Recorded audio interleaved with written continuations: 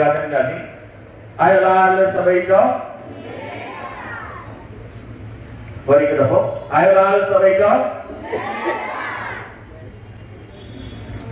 मंच पर विराजमान आज के प्रमुख अतिथि एडिशनल एसपी किशोर काले जी, सिंधी साहित्य अकादमी के सदस्य, आने वाली पीढ़ी के जो शहजादे हैं वो, मैं स्पीच मिक्स करूंगा हिंदी हुआ तो मराठी भी, क्योंकि आज हम अभिवादन करने जा रहे हैं उन शहीदों को जिन्होंने पूरे हिंदुस्तान के लिए अपना बलिदान दिया। और इसलिए हम यह प्रोग्राम आयोजित करने के पीछे जो मकसद है वो यह है कि सिंध से जो शहीद हुए हैं उनको हम अभिवादन करें। जो अननोन है, खास करके महाराष्ट्र से और भारतवर्ष में जो अननोन है उनको हम यहाँ उजागर करने की कोशिश करते हैं। सिंधी समाज में साहित्य में त्रिमूर्ति है, शाह, सचल और सामी, जिन्होंने बहुत साहित्य लिखा हुआ है सिंधी समाज पर। और शाह लतीफ की कंपैरिजन की जाती है इंग्लैंड के कवियों से, और सिंध में ऐसा कहा जाता है शाह लतीफ का जिसने दोहा पढ़ लिया, जिसने गा लिया, वो सर्वोत्तम गाया। उसी तर्ज पर हमारे समाज के 3 शहीद की त्रिमूर्ति है जो आपके सामने लगी हुई है।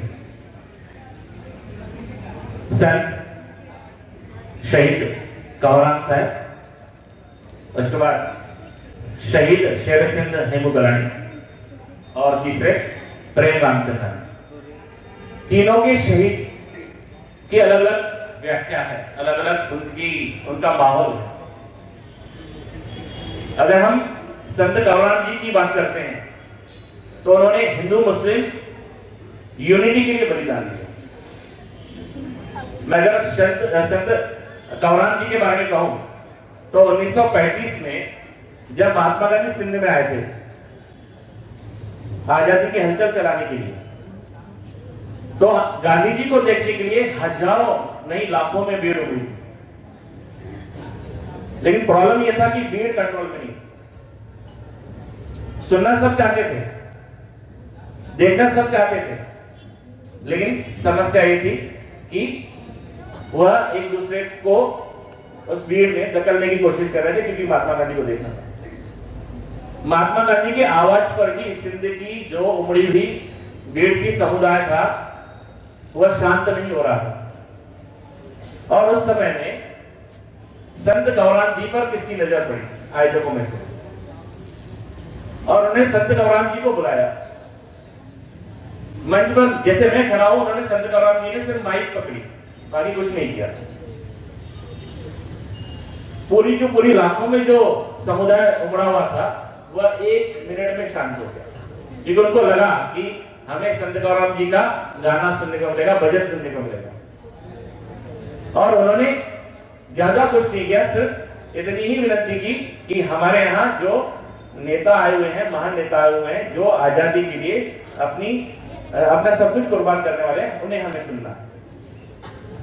उस सम्मेलन में, उस परिषद में गांधी ने संत कवराम जी की तारीफ की थी कि मुझे ऐसे ही वीर सपूत चाहिए जो भक्ति काल में तो काम कर रहे हैं, लेकिन साथ ही साथ आजादी के हलचल में भी वह योगदान दे रहे हैं। में बहुत ही अलग भावनाएं होती थी जो कि आपके वक्त मतलब यू कैन अंडरस्टैंड दैट। ठीक है, इसको ज्यादा ना खींचते हुए मुझे बस यही कहना चाहूंगा मंच पर उपस्थित सभी महानुभावों और मेरे सामने उपस्थित सभी प्यारे बच्चों, हमको आज के कार्यक्रम से बस एक ही प्रेरणा लेनी है कि ये जो आपको यहाँ पे बताया गया है, शहीद हेमू कलानी या फिर जो भी हमारे वीर है जिन्होंने हमारे देश के प्रति अपना बलिदान दिया, अपनी जान को न्यौछावर किया, तो हम लोगों के लिए बस इतना ही समझना काफी है कि हम हमारे समाज के लिए, हमारे देश के लिए क्या कर सकते हैं।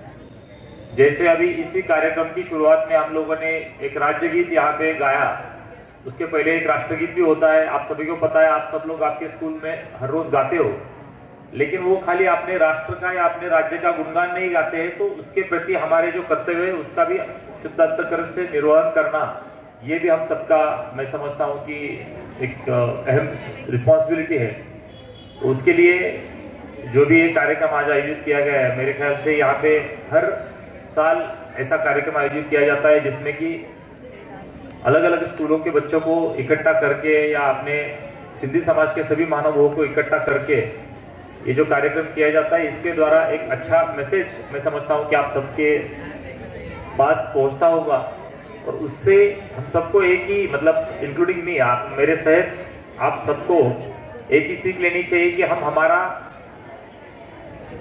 जो भी ब्रेड एंड बटर अर्न करने के लिए करते हैं, क्योंकि सिंधी समाज में मुझे पता है कि काफी सारे अपने सिंधी जो भाई बहन है वो सब मोस्टली तो उनके कुछ ना कुछ उद्योग व्यापार ऐसा कुछ तो भी अलग अलग उनका हर एक का ब्रेड एंड बटर अर्न करने का एक अलग जरिया है। बट उसके अलावा अपने समाज के लिए, अपने राज्य के लिए, अपने देश के लिए अगर कुछ भी अपन काम कर सकते हैं तो वो हम सब में हमारे स्तर के ऊपर करना चाहिए। इतना ही बस आज के कार्यक्रम के माध्यम से आप सबको बताना चाहूंगा। और इस सिंधु रत्न स्वामी टेवराम हाई स्कूल कक्षा 5वीं की गर्ल्स बाहर की ओर प्रस्थान करेंगी। जो भी संस्था प्रमुख एवं मैं वनिता मिस से निवेदन करूंगी कि जिस किसी ने भी अपने नाम दिए संस्था प्रमुख, उन्हें मैं आमंत्रित करना चाहूंगी। बीएसएस महिला अध्यक्ष